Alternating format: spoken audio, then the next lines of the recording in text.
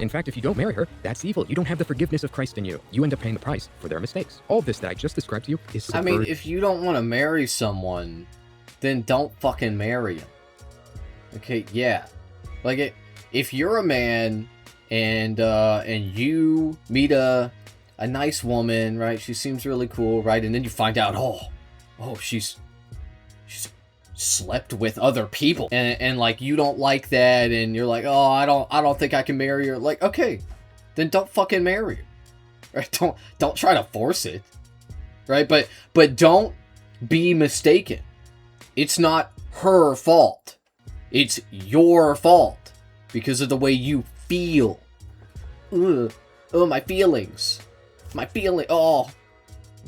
Like, it is your ego, your pride, your feelings that cause the end of the relationship and the prevention of a marriage. That's what it is. Back. My name is J-Star. This is the J-Star broadcast, and today we're watching Remnant 777. This video is called How Modern Women Are Hijacking the Right. Let's go. Fellas, my brothers, we have a predicament on our hands. That being women in our political spaces, specifically on the right. Now, what do I mean by this? A lot of you are going to get them out, and the incorrect assumptions at that, before the video's even played. So, I'll just clear them up right here for you. Okay. 1. I didn't make this video just to call women grifters. I'm not even going to make the arguments that they're really lying here. In fact, I'm going to explicitly try to avoid using anybody's names here as examples, because with this video, I'm not trying to stir up drama with anybody. Secondly, I'm not going to argue that all women should be like barred from politics or something like that. That women can't say their opinions online. No, that's not what this video's about. I made this video right now because my opinion about women being in political commentary has changed over the last couple of months. You see, it all started with Trevor Sheets. A few months ago, he made a post that went viral. The top of the post on Twitter was, "My wife was formerly promiscuous. I was a virgin." This sparked a huge discussion on the internet, especially for Christians when it comes to body count. Specifically, if a man should marry a woman who formerly led a promiscuous lifestyle, but repented and became a Christian. The fascinating part about this is pretty much everybody on the Christian right unanimously agreed that even if she became a Christian.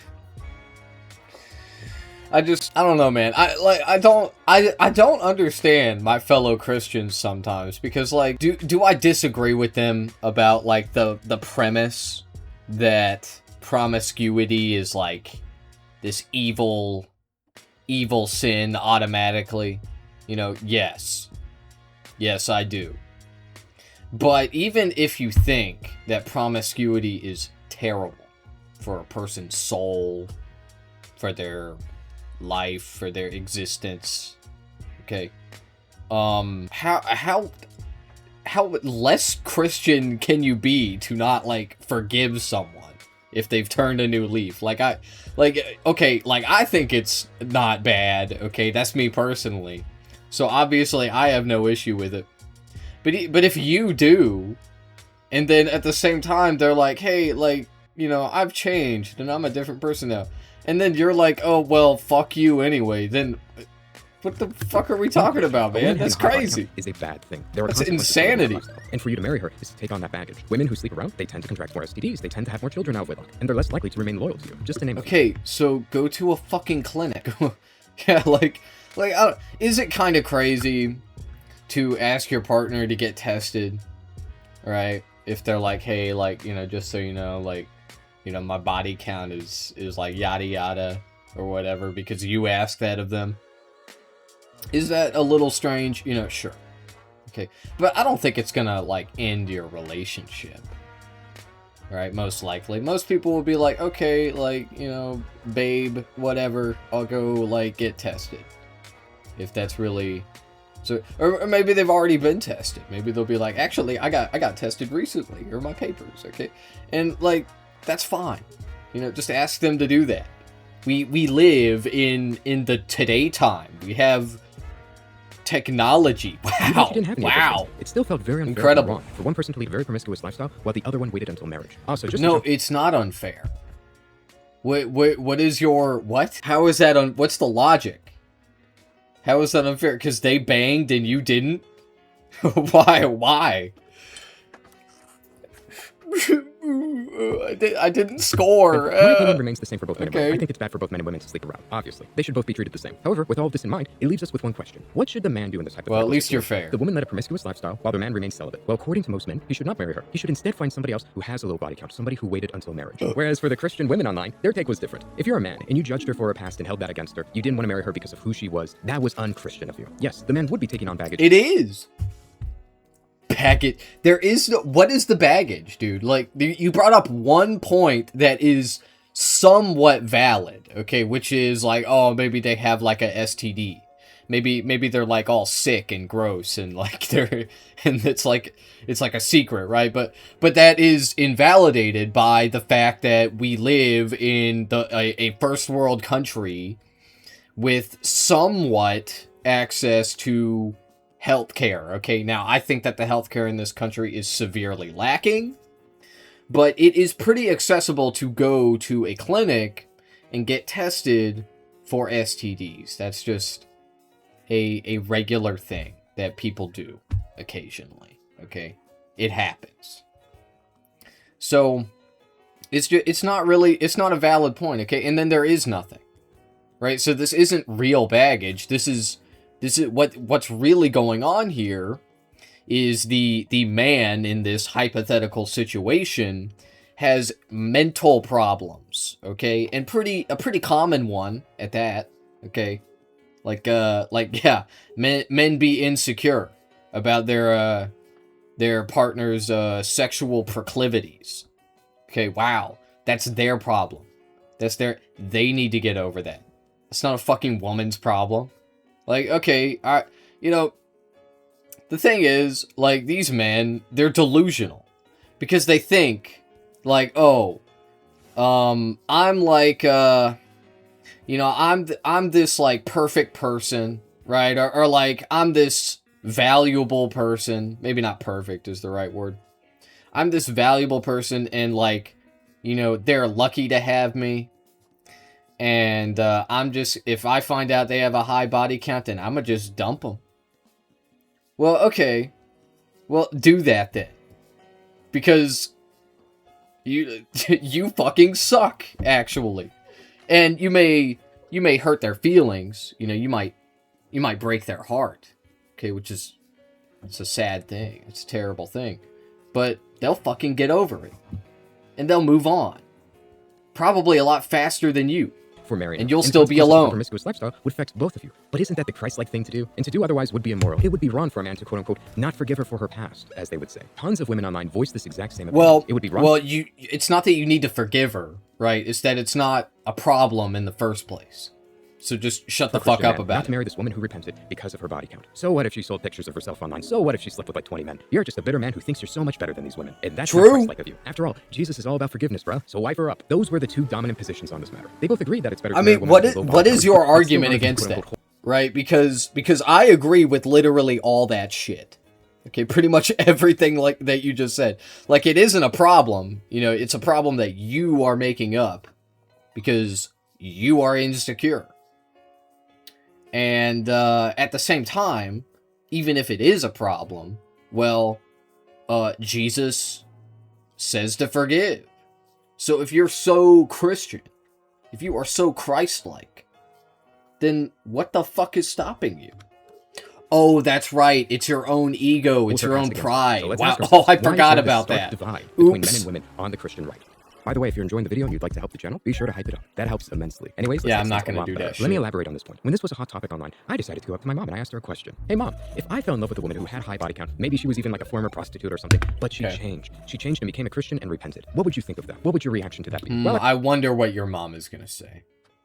I wonder what. I was saying that her face instantly became horrified and shriveled up like a raisin. I'd want you to have nothing to do with that woman. Find somebody else. And then I realized something. There were other women who also thought that the man shouldn't marry a promiscuous woman. What was different about these women exactly? From what I saw, these women tended to be mothers, or they were generally women with a self-proclaimed low body count. These individuals tended to be less sympathetic towards the promiscuous woman in the hypothetical. Whereas for the other women that said the man should marry the promiscuous woman, they often made posts about how they once led a very promiscuous lifestyle and that they've changed. And they're so thankful towards Jesus for changing them. Those women constantly said that the man in the hypothetical should forgive her and should marry her. It's the work of the devil to call you a slut when you change. You're a born-again subversion. All of this comes together to form a theory I have, the group alignments theory. It's just a name to make things easier to remember, I swear. It goes like this. Our opinions are not shaped by objective morality, but simply what benefits our group we closer identify with, generally. For example, women with a promiscuous or questionable past are more likely to say that the woman should be forgiven in the hypothetical, and that the man should marry her. That's the good thing to do. This is because yeah, because it's relatable. Right, it's relatable. Women who are promiscuous or whatever, or have had a number of previous partners, they are more likely to be called a whore, you know, a busted up ass whore, right? You're all used up. And what I want to talk about now is how the core, the premise of that idea, and I know I'm not the first person to say this, right, is that women are these objects that are used and soiled, and it's disgusting. You know, it's an evil idea, unironically. And it's very unchristian, in my opinion. But even if you you don't think that, right? The idea that a woman can't repent for this behavior in your eyes is even more unchristian. It's even further. Like, it's so crazy to me, man. I don't know. From an objective I don't know. What the fuck do I even they're say, advocating man? for and defending themselves. When she hears that hypothetical, she tells herself, that Hey, my woman bad. is just like me. What if I was in this hypothetical situation? I'd want somebody to defend me. I wouldn't want those consequences to befall me and to lose that good man that I'm in love with. And that's why they do it. That's why they defend the woman and say that the man should forgive her and that he should marry her. It makes perfect sense. Men, you can't even be mad at these women. Their perspective is not based off of morality. It is simply what's logical and benefits themselves. They are advocating for their group. She is advocating for herself. Can she or any other women be blamed for that? No. Think about it this way. Well, it's more like, you know, you were talking about empathy a few videos ago, right? You made this fucking idiotic video about how, like, women be doing empathy. Okay, well, there you go. There you go. It's a lot easier to imagine yourself in someone else's shoes when you have been in their shoes in the past. Wow. If you broke the law and you were taken to court, That's and so then the judge crazy. asked you what your punishment should be, what would you say? Judge, yeah, I broke the law, but come on. You don't need to throw me in jail for it. I won't do it again. I promise. I'm a changed man. I said I'm sorry. Okay, but they're not breaking the law. They're doing something that makes you feel uncomfortable or insecure because you're a gross little fucking goblin. Please forgive Goblin me. man. You might not say that word for word, but that's the mentality we're working with. So can you really expect anything No, different it's from not. This isn't a crime that is like one human harming another. Why the fuck am I even these women? dissecting I mean, after all, this? it's What the extremely fuck hard to am I remain doing unbiased right now? in a situation where they put you in the hot seat. Can you call these women grifters or liars? No, they are just defending themselves. However, that does not mean you should listen to them, especially if you're a man. Because remember, most people agreed already that there are consequences for a woman leading this promiscuous lifestyle. Everyone pretty much already agreed that her husband will be taking on this baggage as well, which means you ultimately have a bunch of women telling you a real man, a real Christian, a good person would do this thing that hurts you and benefits me. In fact, if you don't marry her, that's evil. You don't have the forgiveness of Christ in you. You end up paying the price for their mistakes. All this that I just described to you is I mean, if you don't want to marry someone, then don't fucking marry him. Okay, yeah. Like, if you're a man and you meet a nice woman, right? She seems really cool, right? And then you find out, oh, she's slept with other people, and like, you don't like that, and you're like, oh, I don't think I can marry her. Like, okay, then don't fucking marry her, right? Don't try to force it, right? But don't be mistaken. It's not her fault. It's your fault because of the way you feel. Ugh. Oh, my feelings. Oh. Like, it is your ego, your pride, your feelings that cause the end of the relationship and the prevention of a marriage. That's what it is. Let me give you another example. Let's say that I was an American, and I flew to Brazil, and I became a Brazilian citizen. In fact, I love Brazil so much that I decide to run for office. And while I do, one of my main talking points is that Brazil should send billions and billions of dollars to the United States. I tell Brazilian voters that giving massive amounts of money to America somehow makes Brazil stronger and benefits their citizens. That is a clear-cut, easy example of subversion. And that is what women are subconsciously doing in politics. That is what they're doing when they enter your spaces. They're telling you men that it is objectively good to do something that helps them at your own expense. They do all this while pretending to be in the same group as you, despite the clear conflict of interest. But again, not all women are the same. We'll get at my mom. My mom is a woman, yet at the same time, she gave the exact opposite answer. Why is this? It's Oh, because your of mommy? identity. Our identity is Well, that's crucial nice. in politics. Her identity with the example I gave made her identify with me. She wants what's best for me, and what benefits me at the end of the day is to not marry a woman with a high body count. That is why she has a different answer. Yeah, you know what? You know what benefits you, Remnant, and society as a whole? Okay, what benefits all of us, Remnant, is if you stay single forever, and you are alone, and sad, and pathetic, and you keep making stupid little shitty YouTube videos.